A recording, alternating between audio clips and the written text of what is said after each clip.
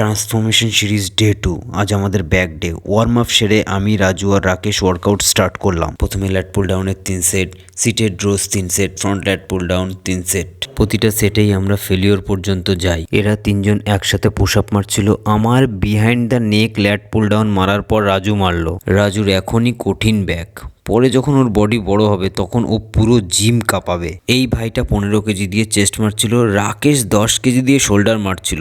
আমি আর রাজু আয়নায় গিয়ে পাম্প চেক করছিলাম। এখনো আমার ব্যাকের ওপর প্রচুর কাজ করতে হবে। আমরা ব্যাকের সঙ্গে বাইসেপ ট্রেন করি। প্রথমে কেবিল কার্ল 2 সেট, তারপর পিচার কার্ল 2 সেট, তারপর পেটের ব্যায়াম। ওয়ার্কআউট শেষ করে রাজু, রোহিত, আকাশের বন্ধু আর আমি একটু আড্ডা দিচ্ছিলাম। আজ এটুকুই, দেখা হচ্ছে আবার নতুন ভিডিওতে।